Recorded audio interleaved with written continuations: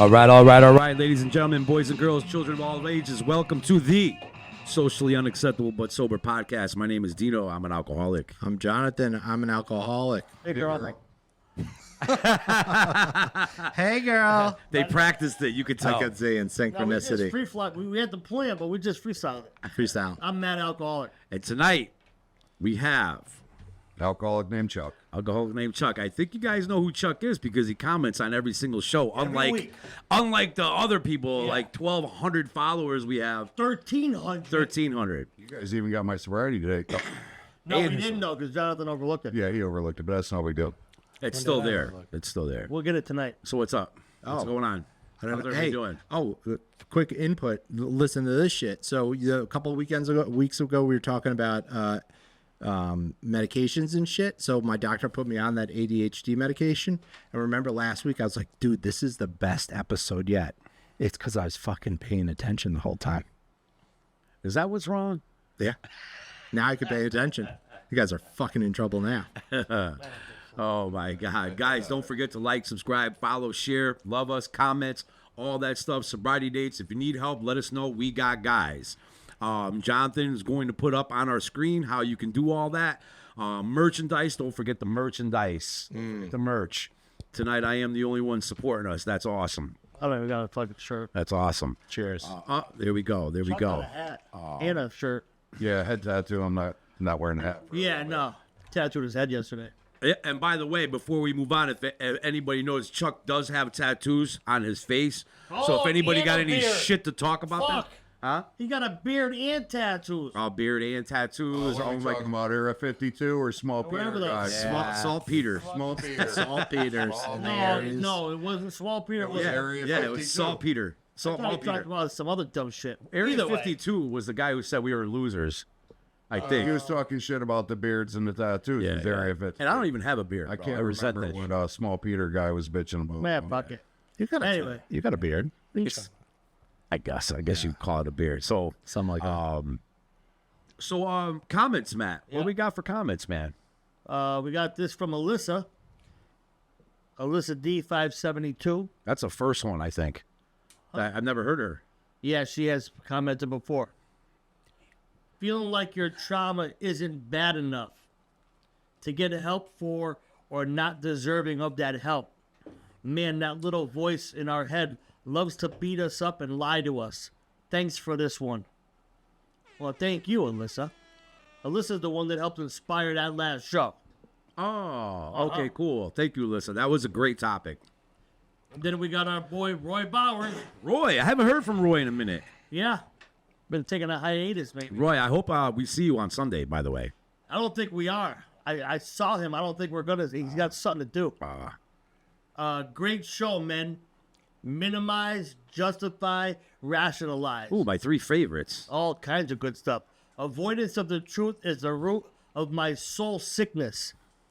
Feeling the feelings, good, bad, and indifferent in God's time, not mine. Easier said than done. Thank you 3 for your service. Roy. Thank you, Roy. This is from Mary Banks, 1355. Another great show. Where did the name of the show come from? There have been many thoughts here at the center as to where it came from. You want to give that an answer? It's actually in one of our episodes. Yeah, well, yeah. So that name came from, we had a bowling team years ago. Sober Bowling. Sober Bowling, and called it Subs for short. Socially Unacceptable with Sober. And if you knew the 4 of us that were involved, you would know that was absolutely the most perfect name for our crew. Yeah, and you would definitely not let us play with big, heavy balls. No. That one's for you, bud. I'm leaving that one alone. I'm leaving that alone. So thank you for that question, Mary. We got Miss Pat Russell. Oh, Mom Dukes. Great show, guys. Addicted or not, we all carry trauma. That's right. It's how you handle it and learn from it that matters. Jonathan, you will get another motorcycle over my dead body. Mom has spoken. Tell him, Pat. Mom has spoken. I think I did bitch. reply when I read this. I said, get him, Pat. That's right. Fucking dick. Listen, girl, you better settle down. Hey, girl. Daddy. Then we got Stop Manny. it, Daddy. Manny Pino. Manny. Great show. I think. Yeah. I don't even know what the fuck to say. Manny, to you're that. going to have some explaining to do on Sunday. See you Wednesday and at the pig roast. No one says they're going to see you twice in one thing and then another thing that's 3 days fucking later. Thank you, Manny. You just say we'll see you Wednesday and then we go from there. Yeah. Southwest Chuck. Oh, let's see. How are you doing this right now? It's like magic. We're in the Twilight Zone. It's my superpower. Oh my God. There's 2 of them. Dino hit the thing. God, there is not. Although his brother is a special guy, but he's not Chuck.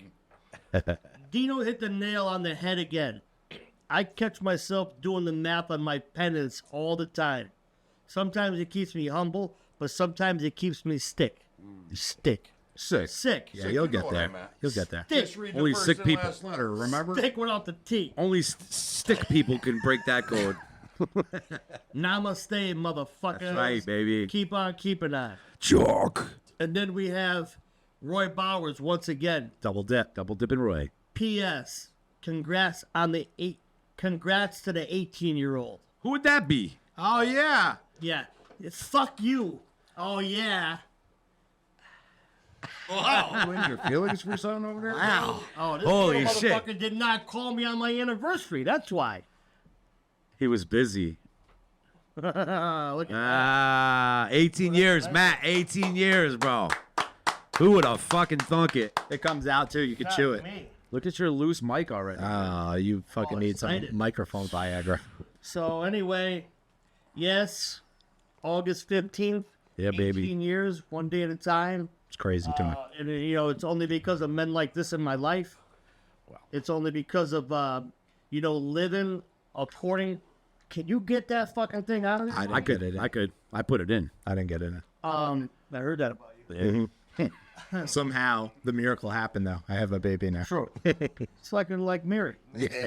Back like conception. Yeah.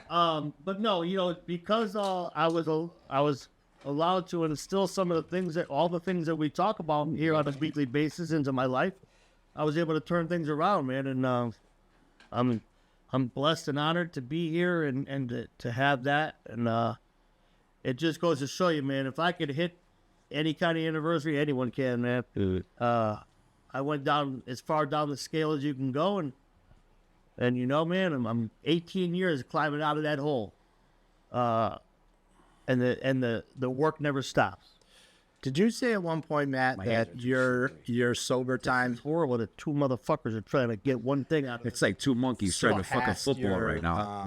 Start over. Prison time? What? Your sober time surpassed your... That's a weird face. Don't do that.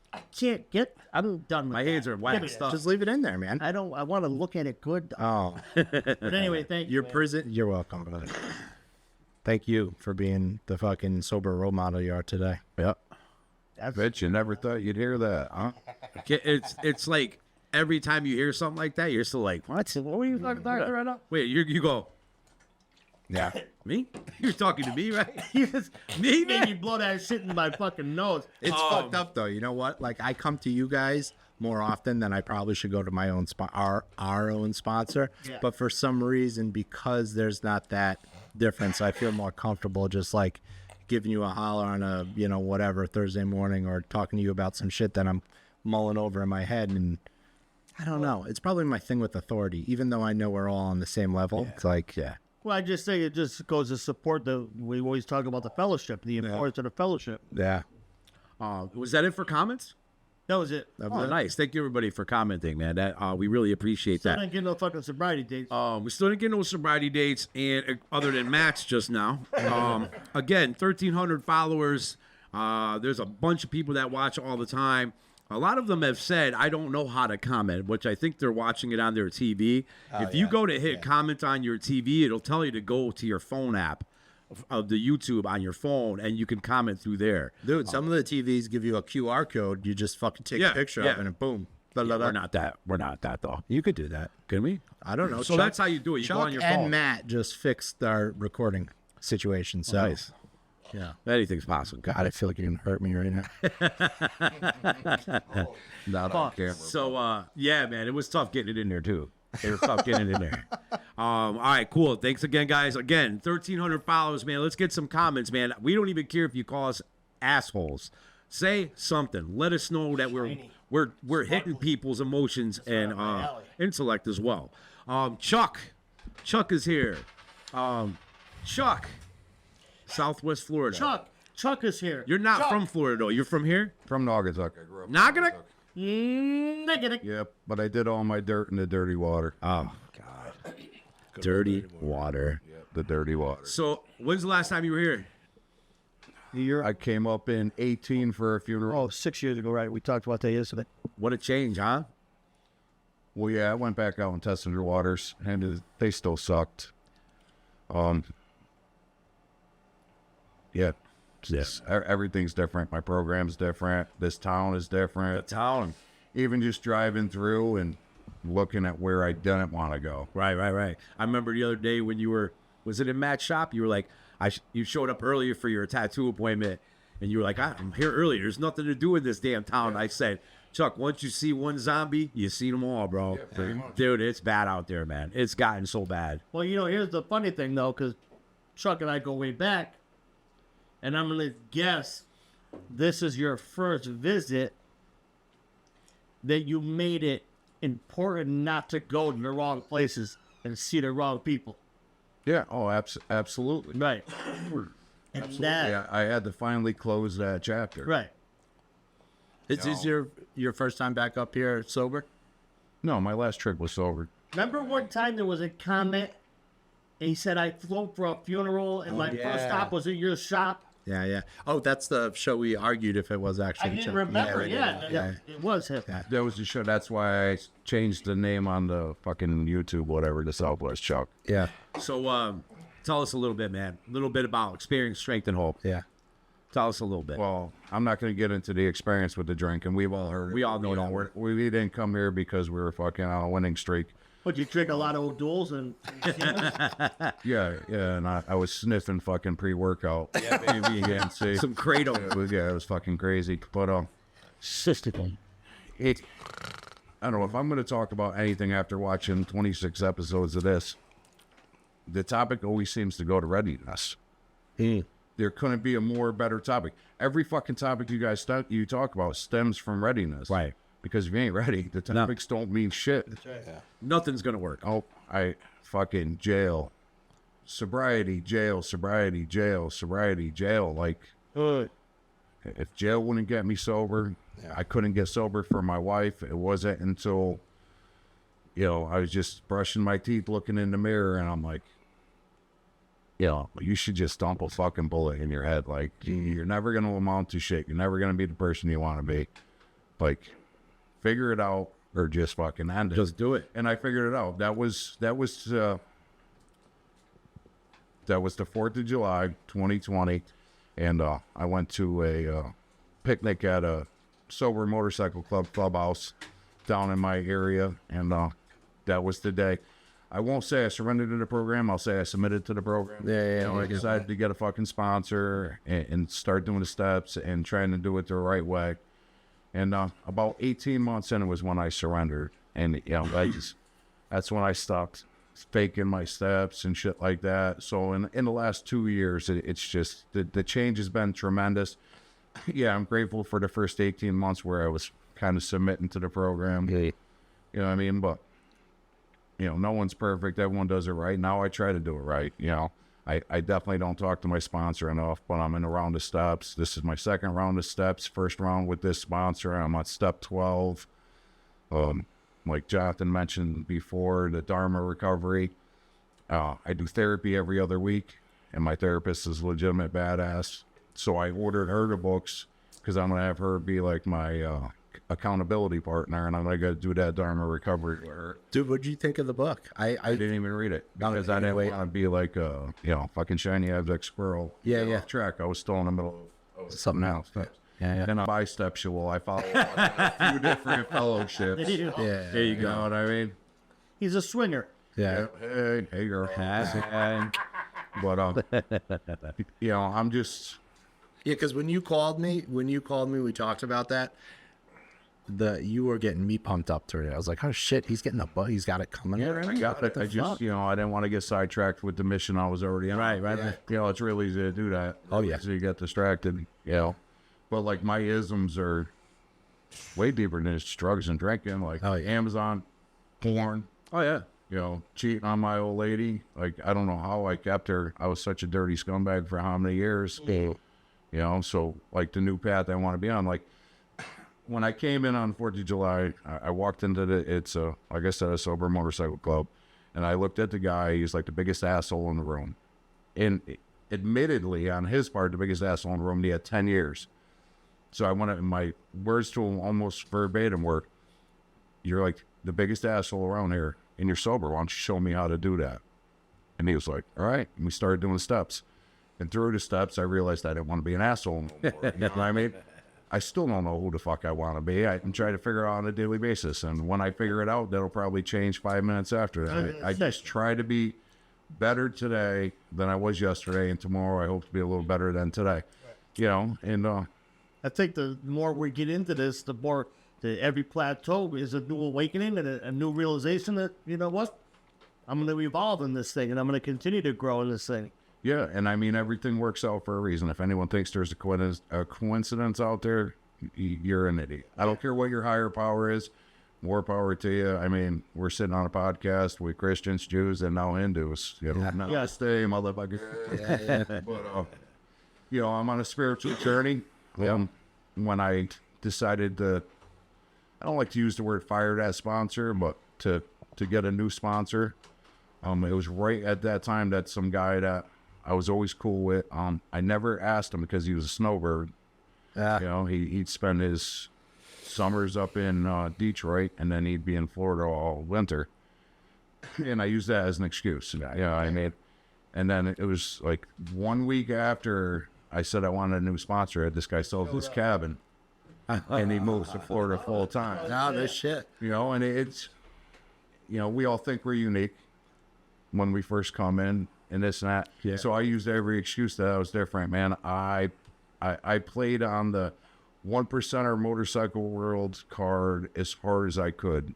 Step work. I can't tell you what I did. There's limitations. I'm a bad motherfucker. But this guy here, he comes from the same world, same exact world, not the same organization, but the same world. He lived the same way, and then when he's honest and he talks about his feelings. When you got this grown-ass man that lived the same life as me, it's only he did it because he was a scared little boy. I'm like, son of a bitch. Now I got to be honest. I got into that world because I didn't like myself. Right. They called it a disease. Yeah, sure. Break that word down. Disease. I had a disease with myself since a little kid. I was a little fat kid in the neighborhood when my brother was the super jock. I was never comfortable in my own skin. So then at 18, I start going into the bars and seeing these bikers that everyone's scared of look beautiful. It looked beautiful because no one wanted to get close to them. And fuck, if I'm one of them, no one's can even want to know me. This is great, except for them. And they didn't want to get to know me as long as I had drugs in my pocket. I was a brother, you know what I mean? So it worked out good. It was like, it was just such a facade that I was able to live. And then with that whole world, the drugs and drinking. But the drugs and drinking are really just a byproduct of they really are of my disease. Yeah. Like my disease is so rooted differently. Like that, honor your trauma. So much shit could be traumatic that you don't even realize it's traumatic. A lot of it. Yeah, I mean, and our ego gets in the way. Ego? That shit didn't even faze me. Yeah, what's an ego? Not you. I'll look that up. No, ego affects everything in me. Chuck's ego will blow the roof off this fucking house. The motorcycle club that I rode with, not the 1%er one, but the sober club, I ended up joining that, very soon after this guy was sponsoring me. And, I put the cut on. I do the little probate period, and, in 6 months, I get my cup. As soon as it was a full patch, my ego started going. Now, this club, even though it's a milk and cookie sober club, they have to answer to the real motorcycle clubs. And just so happens to be it's the one I used to be affiliated with out here, just in a Florida version. And it was like, they treated me a little different than they did the rest of the club because I used to be one of them. Mm-hmm. And that just fucking inflated my ego. Oh, nice. So I couldn't even be in I call them milk and cookies, and that's kind of insulting, because they're not milk and cookies. It's not like a pussy club. They're a real MC, but they just don't drink. Well, I couldn't even be involved in that without my ego fucking it up. I think back at like jobs, like I've had great jobs, and I'm just let my ego or entitlement fuck it up, and that was all just because I didn't like me. Right. You know what I mean? I wanted more to help me fill a void, whether it be acknowledgement, whether it be more money, or whatever it is. Want more. Always, I let my ego fuck me up. And that void's never full, man. Well, it all starts because we assume into identity. We think that identity is going to make us the person that we want to be, or that we think we want to be, and then we realize, man, this ain't working. No. But now I've already acquired this new persona. Yeah, I committed to this shit. I'm deep into it. I got to ride it out. No. I remember one time a counselor looked at me. She's like, "What do you think you're doing with all them tattoos and behaving the way you've been behaving?" I'm like, "What the fuck you mean?" She's like, "You don't want to be seen by anybody. You don't even want to be noticed, yet you cover yourself with tattoos. You act like the biggest fucking idiot on the block, which causes everyone to look at you." Yeah. So, what do you... And, it was hearing things like that over the years. It's never one magical thing we hear that flicks the switch. It's a series of things that we begin to hear that slowly chip away at that switch to flip it to the point where one day you wake up and you're in the mirror and you're like, this ain't it. You know how I felt that switch happened was when the stupid little one-liners didn't bother me no more. Yeah. They stopped pissing me off. Or when I caught myself, saying them. Right. Yeah. I had this one brother, Brother Jingles with the Sober Club. He would tell me, "This too shall pass." That was his famous line. And I told him one day, I says, "I'm going to choke you out if you say that to me one more time." And he would be like, "Hey, this," and it would stop. And he called me with some shit one time, and it was solid. It was like a health concern. He was like, but the doctor's going to figure it out, but I'm still scared. And I just looked at him. I said, "Man," and I didn't do it out of sarcasm. Right. Like, "Yo, bro, this too shall pass." Just realized it. And like, he looked at me for a minute, and I thought he was going to get slick until he realized I was genuinely saying it. Right. It's like all them little one-liners I used to hate. And I talk about it all the time.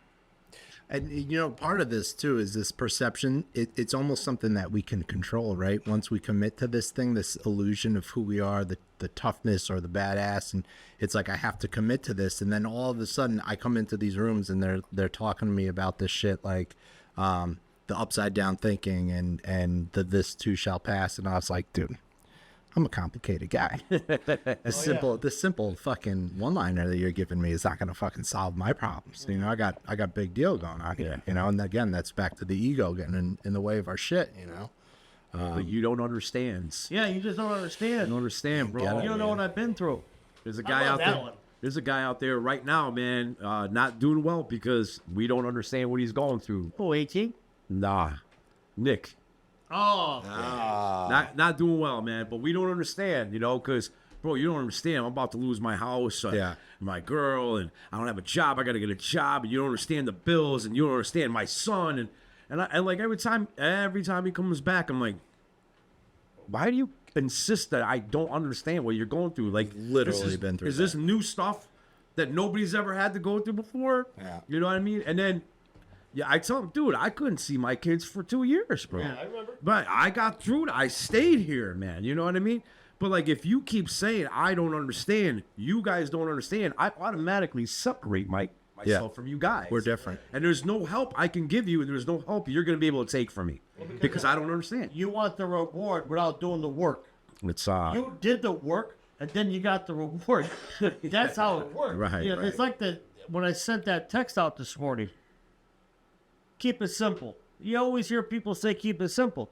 I could never keep it simple because I was too busy making it fucking difficult. I was always counterproductive to my own shit. The old saying, you're your own worst enemy. If you did to me what I did to myself, I'd want to murder you dead. absolutely. They never find you again. But you keep beating yourself up over and over again. And it's funny how there's no quit in the abuse.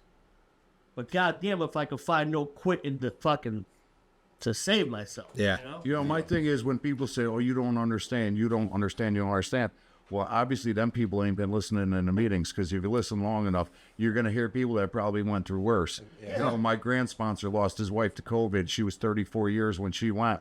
Like, you know, one of my good friends in my area, he lost both of his twin sons on the same day. One drowned, and the other, and they were little. The other one went in the pool to try to save his brother, and they both drowned. Oh my God, dude. You know, Awful. That's heavy duty. and he made it. That's right. He got 20-something years now. I think, I want to say he was at about the 10-year mark when that happened. Now, if you could get through both your twin boys going, you could get through anything. You remember? Now, if you're saying you don't understand, no, you're full of shit. You don't understand because you ain't been paying attention.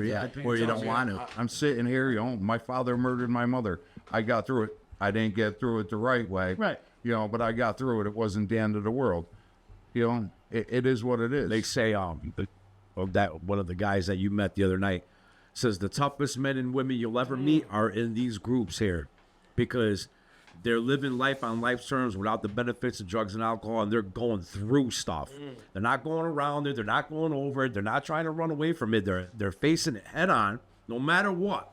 Right? It's the no matter what club, you know. And from listening, and I tell the story all the time.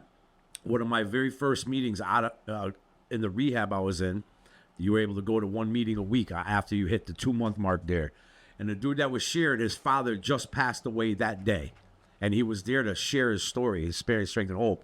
And in my head, I'm like, what are you fucking doing here, bro? You should be it. And he was like, and this is where I need to be. And he like explained all that. And I'm like, holy crap.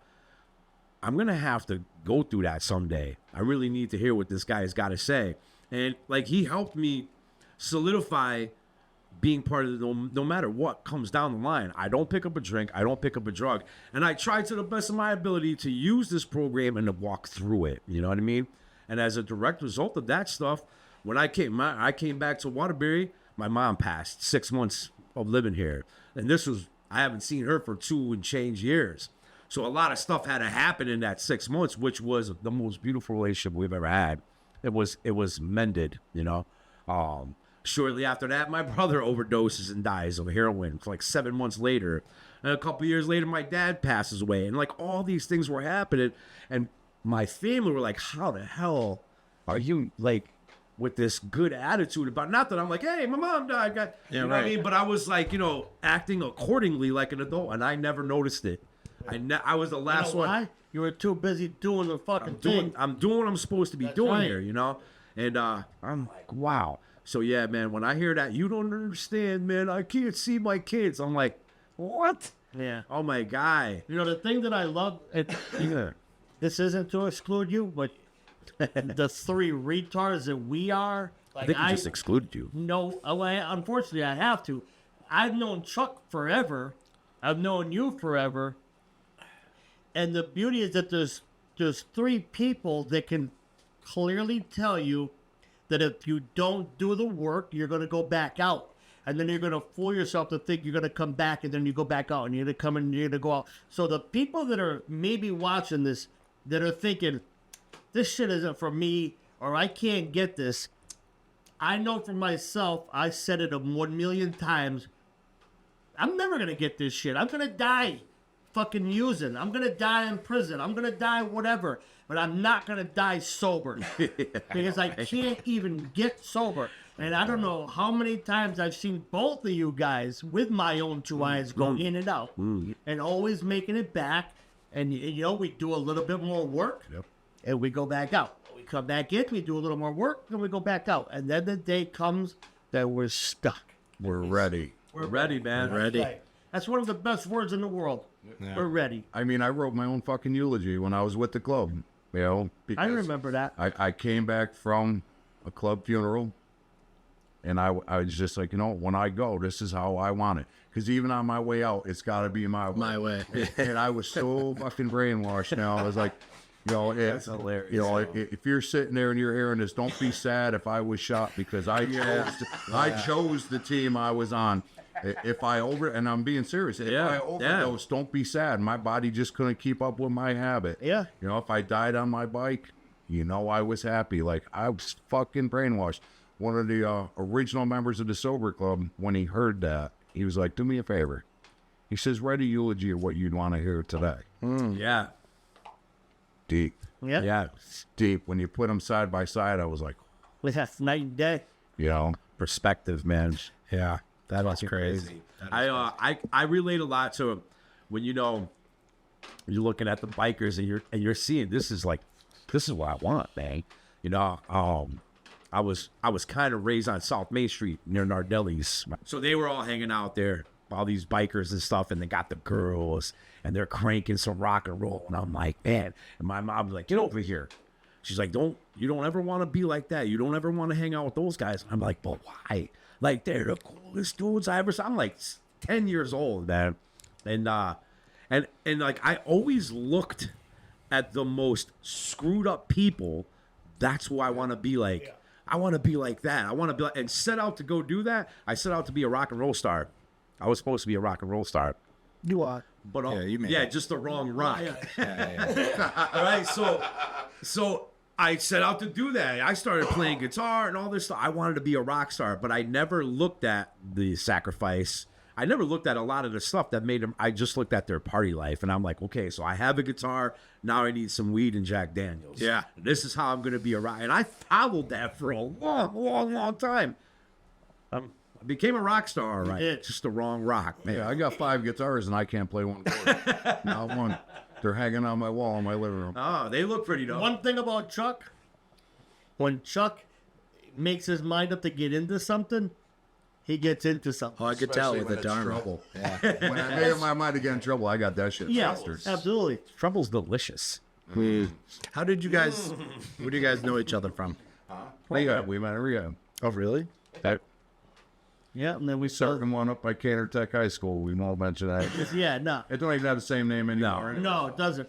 And the ironic thing is, after I came home from prison, I caught a commitment out of there, and I still have that commitment to this day for, 15 years. It has to be more than that. No, it's Because on one of my in and outs, you had me share there one time. You remember? No. I'm just coming back. He's like, you're sharing for me. I'm like, dude, I got like 30 minutes. He was like, you're going to share it today. You don't remember that? No. You said, I want you to go there and tell them all about what not to do. This guy, I fucking always loved him, and I loved to want to fucking strangle him to death. So every time he came back, I was on him. He's like, yo, you're speaking for me on Saturday night. I'm like, dude, I have 20 minutes sober, dude. Yeah, but that don't make a difference, man. You can still hear the message through the mess. Because you can I'm just sure they sometimes- did. Oh yeah, he just Sometimes wasn't. I've been a fucking- perfect bad He example. wasn't trying to carry nothing. I was like, yeah, I got like 30 minutes sober. My name's Dino. I'm an alcoholic. And don't do everything I'm about to talk about. See, I'm gonna probably go out tomorrow. I'll be back. I might actually be sleeping here next week. Thank you very much. Thank you. Yeah, dude. So yeah, man, being ready and like looking at that person in the mirror, and I used to have a medicine cabinet in my shed, and I would look at that medicine cabinet. I would look at that medicine cabinet, and all the time I would look at it, and go, I'm good. Yeah, no, I'm good. And then that one time where I looked at it, and I was like, yo, I have no idea who that is anymore. Like, it doesn't even look. I don't know who that is. It looked completely like a stranger in that shit. And I'm like, what the hell? Well, time to get high some more. Time to hurry up and Gotta drink. stop that thought. Yeah, we're gonna forget that. Yeah. That mirror. What would you say, Chuck, is since your readiness and coming in and giving it your all, what do you think is your biggest gift of recovery, of sobriety? Fuck, man. I don't even know. There's so many gifts. How do you pinpoint one of them? Without mentioning any names, there's someone that's super important to me in my life that's a family member. Having him just call me, even though I knew he was fucking up, and say, is it all right if I call you for help? Oh, no shit. Wow. And this is someone older in my family that, it's supposed to be the other way around. I'd say you're supposed to look up to your elders for him to say, I really think you could help me. Stuff like that. A gift of seeing the light come on in a newcomer's eyes. Nothing like What bigger gift is there than that? I remember your gifts are never ending. I don't know who the fuck I want to be tomorrow. And how could you ever repay when the gifts come that much, man? Yeah, no, can't. no shit. I couldn't honestly say here and pinpoint it. We don't even have enough time in the show for me to contemplate and start to think of all the different gifts. It's never ending. You know, the relationship I have with my sponsor, even though I don't talk to him enough, you know, to know I could call and talk to that man about absolutely anything. Oh. Okay.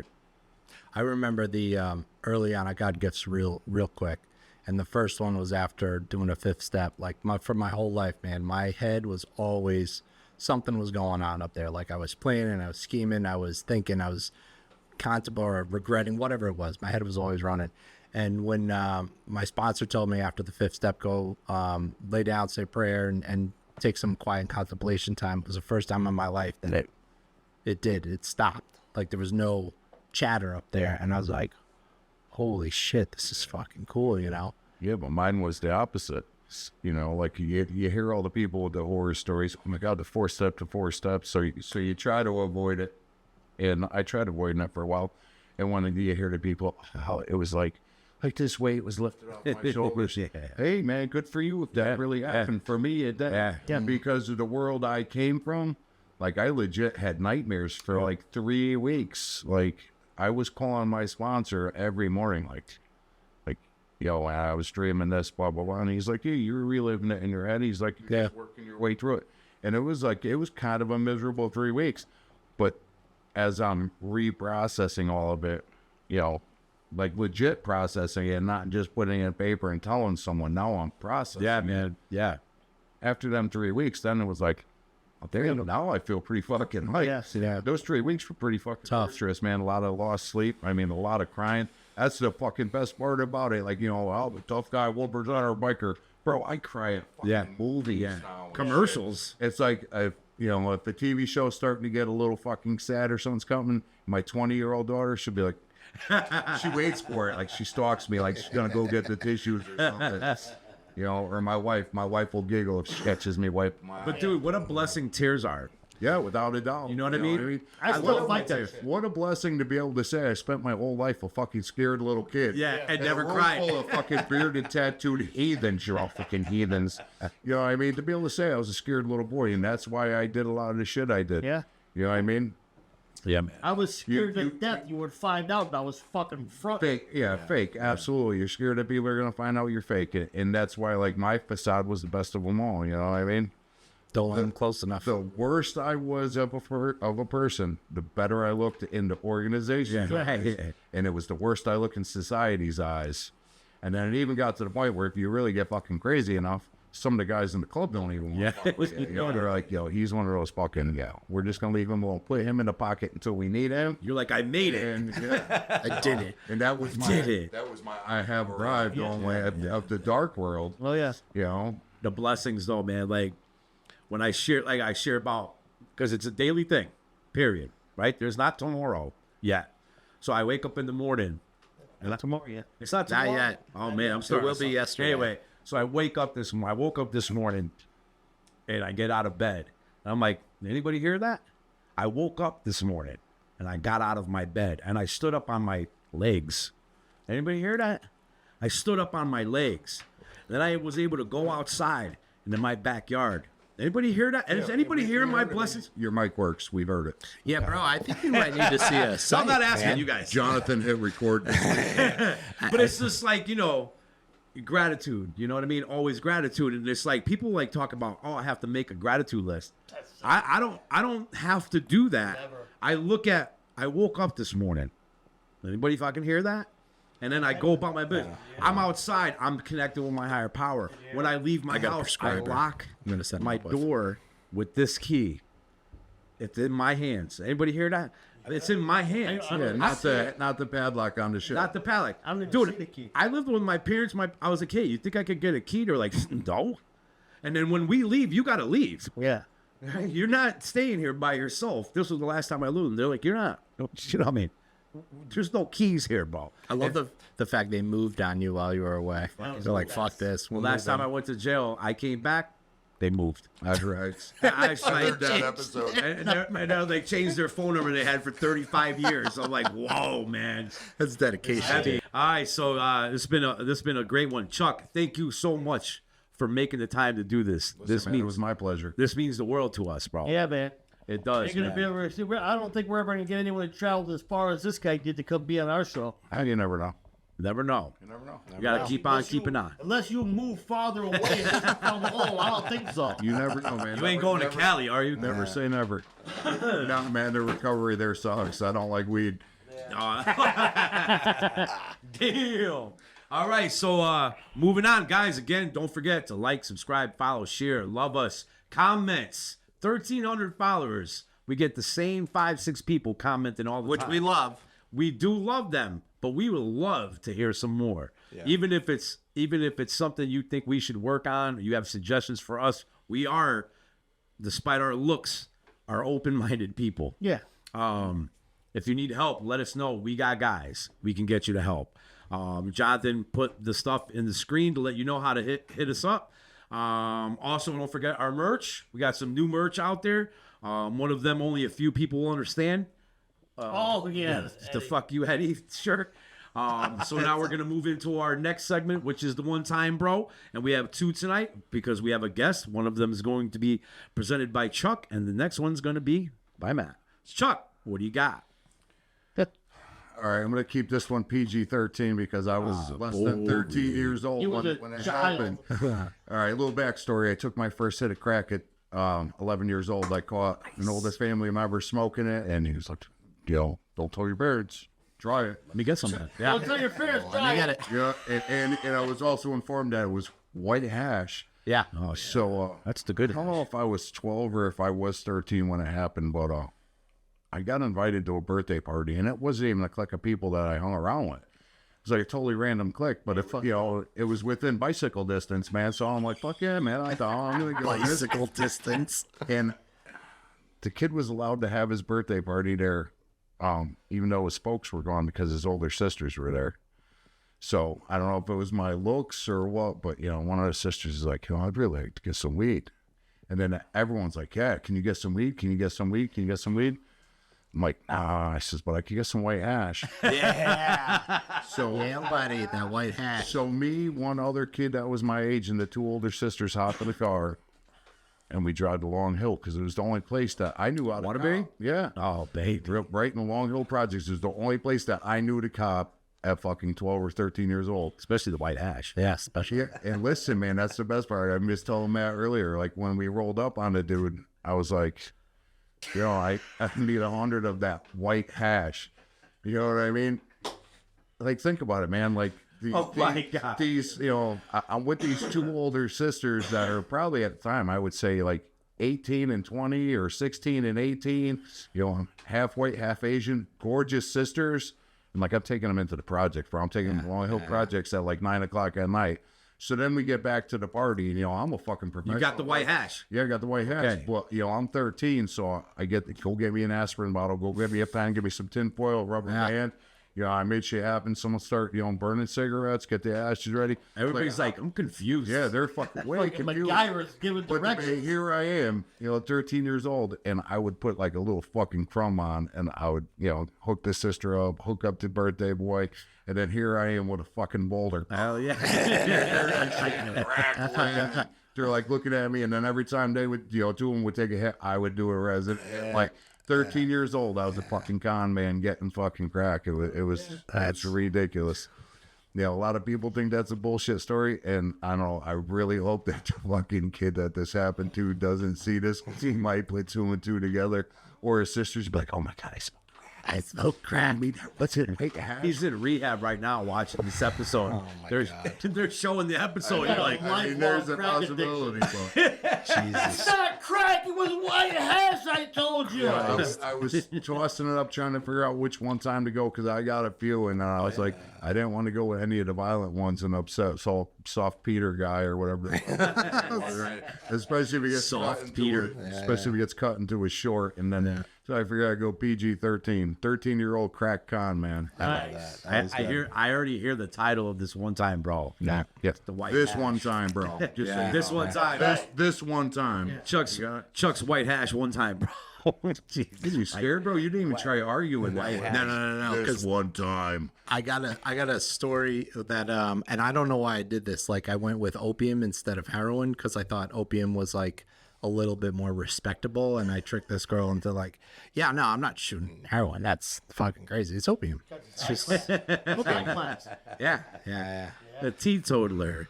No, and on the arguing side, I've given up on that. I have given up on it. I've just accepted the fate that I got to get my victories subtly. Absolutely. The pain is in the resistance. Yeah, exactly. When I Just fight go back, with it. yeah, It only hurt for about 30 seconds. yeah. That's a funny one, dude. That's a funny one because when you guys tell your one time bros, I try to visualize all of it in my head, and I'm cracking up over here. Inside, I'm like, oh my god, dude, I could just like you're like, give me a pill bottle, give me a pen, some paper. But this is where my I'm head, like, look at these girls are like, The only thing that This must be you could some have pretty played your different wrist. The Mission Impossible. we're gonna get that. I'm getting jealous over here. I was like, Yeah, man, well, man, you gotta picture the whole thing though in Long Hill. Like you gotta remember at 13, like you, I wanted to be a rock star. Yeah. I had long permed frosted. It looked like Sammy Hagar, Big was perm. a fucking hero. And here we are in like this little Toyota Corolla in Long Hill. You imagine, Yo, man, can I get some of that white? you imagine the dude selling to you go, this motherfucker wants some white hat. Anybody know what white hash is? They're like, sell him some I've crap. got this rock. Sell him some He crap. probably recognized me, yo. I was saying, Frank Flyer miles at 13. What a life, man. We are truly blessed, man, to be here. Only through his grace. All right, that was a good one. The white hash one time. Matt, what do you got, buddy? I have a one time. So there's one time, and I don't even know if you know this, but that was my first night going out. For coming home from prison. I do know that. Did I tell you that? Yeah, I do know that. So- When we were doing and ripping it at the table. Yeah, you yeah. absolutely do tell me. All right, so I'm at a house call. I'm tattooing, and I'm not in my brain using. I'm not going to use tonight. So I'm living with my aunt and uncle signed me out for parole. I'm fresh out. I'm out like 90 days. They leave that day for the Cape. They have a house up in the Cape. They say, okay, we'll see you in a couple months. I'm like, okay. I don't think nothing of it. I'm tattooing at this party. This motherfucker walks in. I'm like, holy fuck. Now, literally, after seeing him, I'm thinking, he's probably going to get some shit. yeah, he's probably got it already. I call him to the side. I'm like, yo, man, you know where to get any shit? He's like, yeah, I probably could do that. So I said, well, do it. And we had trouble for a little while. Couldn't hook up with nobody. But then something came along. We're doing some lines on their kitchen table. Everyone's in the living room. And I remembered a lie. Because he knew I was sober or I was supposed to be clean. I'm like, nah, it's for a chick, bro. And when I leave here, she likes that shit. So it's for her. Obviously. He's like, yeah. Yeah, okay. So now there's a bad part to the story. It's comical, but there is a bad part. So earlier that day, the people's house that I'm at, I sell this guy a bunch of shit. Brand new Ryobi toolkit, things of that nature. I tell you that now because later on, there's another part to the story. So I get through that whole night. This guy, at like 2 in the morning, I wanted to get a 40 piece. He's like, hey, I got that for you. And we had already been separated for hours. I'm like, I'll be right there. I fucking run down. We're down on East Main. Yeah, I know what you're talking Yeah. about. So I get the thing. I go home. I whip it up. I do one hit. I'm running around that house like I'm on a track, and I'm running for the gold medal. I love it. That 40 lasted me all night. Wow. Oh, good shit. Bro, because I did a whack, And there was one of them old houses up in Middlebury with 400 windows. I got to check every one. Oh yeah. I'm running around this thing like a fucking squirrel, bro. Needless to say, I get through that. Now I don't even go to work the next day. What a shocker. I was the king of never showing up. And I cop some more. I go down the street. I go down to fucking Willow. I do my thing. Now I'm off and running. So later that day, I run out and I say, I know where some toolkits. So I drop those off. I go right back to that house. And believe me when I tell you, like I said, man, I laugh because just to hear the stories, comical. I do feel bad that I did what I did. I broke back into the house. I stole my shit back that I sold them the day before. Now, at this point now, I believe, because in one 24-hour period, my life did a fucking complete 180, right? And I'm already seeing the writing on the wall. And I'm saying to myself, at the end of this day, I'm going to either need to be dead or in prison. Oh. Right? Oh, that was the day. Yeah, that was That was the day. Right. I've talked about that before. And so my aunt and uncle and another friend at the time, I was staying in touch with them on the phone, but I wouldn't tell them where I was because I legit was, I don't know if I was trying to work up the balls to kill myself. I don't really know what was going on, but all I do know is that I'm sitting in this car in the middle of the summer with the windows rolled up and I'm hallucinating and I'm thinking, there ain't no way that this day can end good, right? And somehow these motherfuckers pinpointed where I was. They show up at the fucking parking lot I'm sitting in. It's not odd. I'm like, what the fuck? So instantly I go into survival mode and I convince my uncle, man, I need rehab. I didn't need no rehab. I needed the back door to the rehab because that's already where I was headed. Right. That's the plan. In 2.2 seconds, Oh, yeah. I manipulate their affection and their emotions, and I already know my plan. I said, listen, man, I robbed these people. They were kind of friendly to me. I said, I gotta get that shit back. My uncle was so good to me, bro. He took me right. Oh, so getting back to the thing is I said by the end of that day, I'm going to probably be dead. So I went right to the pawn shop with it. Yeah. I didn't bother trying to sell it on the street. Right. My uncle took me right to the pawn shop and we bought everything back. Wow. Yeah. So I don't know what I was thinking. I called this chick on the phone. I say, hey, listen, man, things got kind of crazy. I'm gonna probably have to get out of town. She's like, oh, yeah, is everything all right? I said, yeah, but I got to tell you, man, I robbed your fucking house. And she starts flipping on the phone. I said, listen, I got all your shit. I got everything back. Well, you got till 4 o'clock. Better bring my shit to my house or I'm calling the cops. Oh, God, it didn't make it. I said, don't worry. I got the stuff. The stuff was already in the car. We get to the house. I'm knocking on the door. I got all this stuff on the porch. I'm knocking on the door. No one's answering. I hear the dog in the house barking. I'm like, what the fuck? I turn around to yell to my uncle, parked in the car. I said, man, they're not answering the fucking door. No sooner do I say that, 4 cars. Oh. Cops came. Now, Oh, they already called. they already called. And you want to know something? I got stuffed in the car, and the cop walked up to me, and I do want to say one thing. My aunt was crying. Yeah. I'll never forget that, right? And she's like, he doesn't deserve to go to jail. And, my family really, and I think this happens with a lot of families, a lot of loved ones, they don't really understand the depth of the addiction and the catastrophes that we create, and they want the best for you, and they don't want to see you go down. And I was always the kind of criminal that I never lied. At the end of the day, you got me. Yeah. I'm not going to give you no information. Right. But at the same time, if you got me, If you got me, you got me. Yeah. Right. And Once you I'm can't not die with that. I'm line. not that guy to say, oh, I'm innocent. The one-armed man did it. No, I did all my shit. I did all my dirt.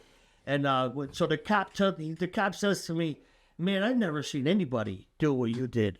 And I was like, what you talking about? He's like, you know, no one ever brings the stuff back. And, you know, that boils down to where I've always said this about myself. I feel that aside from my horrible addiction and alcoholism, that I've always felt that I had a good heart, I had a bad brain. Mm-hmm. And it was my bad brain and that addiction calling the shots to compel me to do the things that I've done to other people. Powerless. Completely powerless, 100%. I had to say, hey, John. You Listen, know, the only thing that's confusing me about this story is if the stuff came from me to you, I don't know how the fuck you got it to come back, bro. Because I guarantee I stepped the shit out of it. no. That shit didn't. No, I cook anything. I cook that. Obviously. He'll cook sheetrock right now. Bro, It'll come I'll back. bring anything back. I'll bring it in your shoe. I'll whip it. Obviously, Max. Whip it. You got him on Sicily to come back, bro. Yeah. But you know, at the end of the day, Yeah. it We are good people, dude. Yeah, I We are good believe people, man. that, but, you know, and it's very hard to separate the addict alcoholic from the behavior. You know, and now when things go on, like I use myself as the example. Back in the day, I shouldn't even talk about it, but my driving, I'll be cutting people off. I'm blowing red lights, and now, well, before now, but then someone wants to cut me off. Oh, fuck. I'm following you.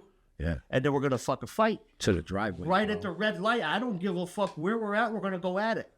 And today when someone cuts me off, I'm able to say, they must got somewhere to be. You know? I'll be like, man, that was a good one, bro. Yeah, literally. I've done that before. I would have did that shit, but you got me. And you know, and I think that's the beauty of putting in this work Yeah, man.